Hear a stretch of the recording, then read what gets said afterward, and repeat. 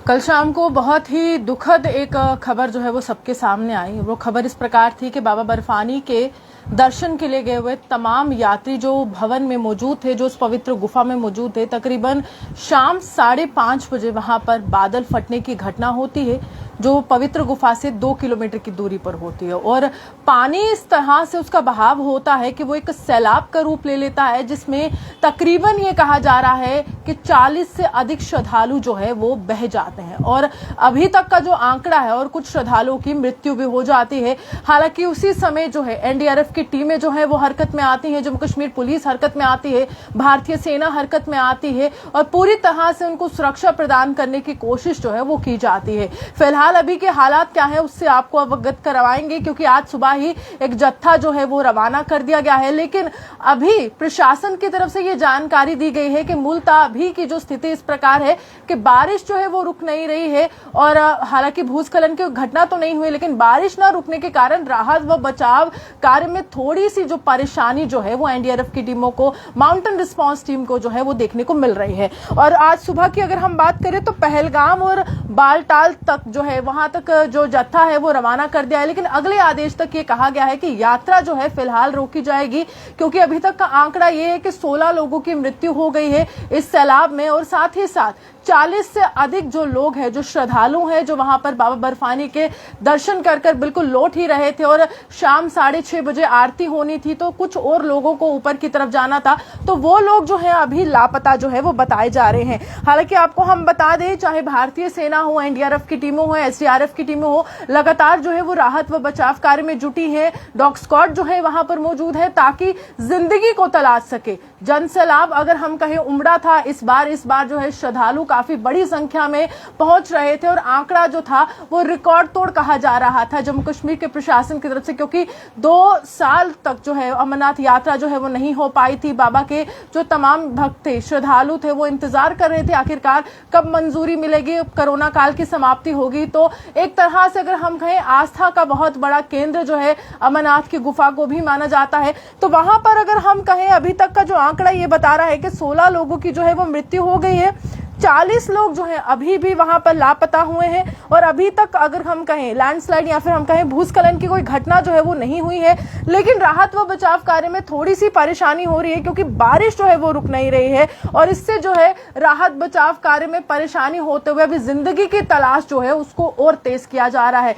देश के प्रधानमंत्री से लेकर गृह मंत्री तक संवेदना प्रकट कर चुके हैं उन तमाम परिवारों के साथ, जिनके लोग जो है, जिनके परिवार के जो जन है वो इस सैलाब में जिनकी मृत्यु हो चुकी है। हालांकि ये भी कहा जा रहा है कि उपराज्यपाल मनोज सिन्हा से कल बातचीत की गई है, उनसे सूचना जो है वो ली गई है कि आखिरकार अभी की स्थिति क्या है और राहत व बचाव कार्य में तेजी लाने के आदेश जो है वो केंद्र सरकार की तरफ से भी दे दिए गए हैं या फिर हम कहें प्रधानमंत्री की तरफ से भी दे दिए गए हैं। 4 एनडीआरएफ की टीमें जो है अभी राहत व बचाव कार्य में जुटी हैं और 100 जो है राहत बचाव कार्य करने के लिए एनडीआरएफ के जो कर्मी हैं वो भी वहां पर मौजूद हैं। एसडीआरएफ की टीमें हैं, सीआरपीएफ है, माउंटेन रिस्पांस टीम। कल तस्वीरें हमने सोशल मीडिया पर भी देखी और आपने भी देखी होंगी कि किस तरह से वहां पर लोगों को बचाने की जद्दोजहद जो है वो काफी ज्यादा की जा रही थी। हालांकि अभी ये भी बताया जा रहा है कि कुछ लोग जो है वो गंभीर रूप से घायल हैं, जिनको अस्पताल भी पहुंचाया गया है। अगर वायुसेना की बात करें तो वायुसेना भी देवदूत बनकर वहां पर बिल्कुल मौजूद है और वायुसेना के हेलीकॉप्टर्स भी काम कर रहे हैं।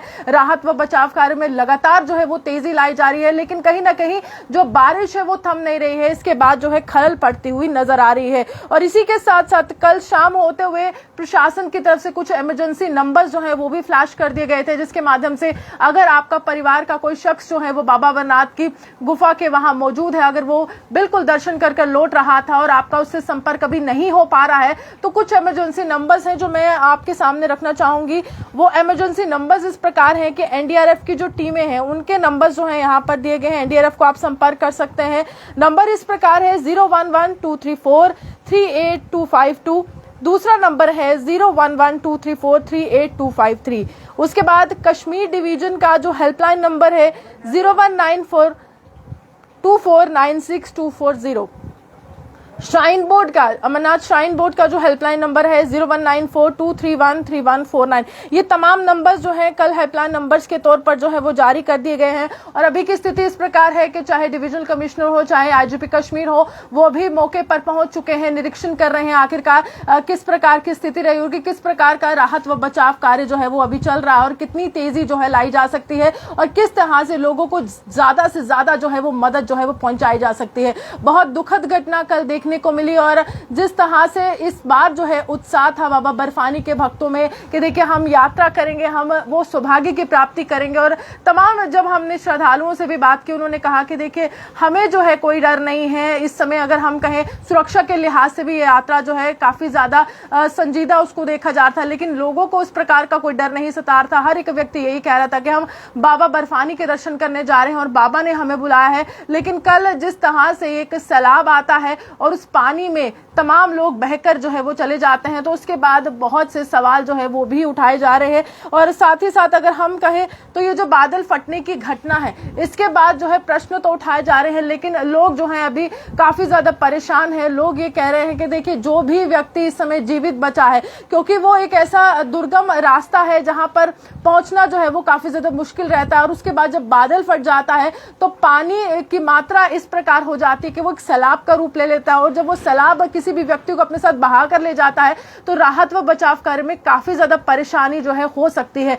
पथरीला रास्ता है, पहाड़ी इलाका है, दुर्गम क्षेत्र है, तो वहां पर अभी तो है जो राहत व बचाव कार्य चल रहा है, लेकिन बारिश के कारण काफी ज्यादा दिक्कतें जो आ रही हैं। लेकिन लगातार जो है राहत बचाव कार्य करते हुए हमारे तमाम सुरक्षा बलों की बात करें, भारतीय सेना की बात करें, एनडीआरएफ की बात करें, एसडीआरएफ की बात करें या माउंटेन रिस्पांस टीम की बात करें, तमाम जो वहां पर लोग हैं वो जुटे हुए हैं और स्थानीय लोग भी वहां पर मदद के लिए अपना हाथ बढ़ा रहे हैं ताकि कोई भी जिंदगी अगर उस सैलाब में बची हो उसको सुरक्षित स्थान पर पहुंचाया जाए। आप ही हमारे साथ बने रहिए, देखते द न्यूज़ नाउ लाइव। जुम्स रोहान की रिपोर्ट।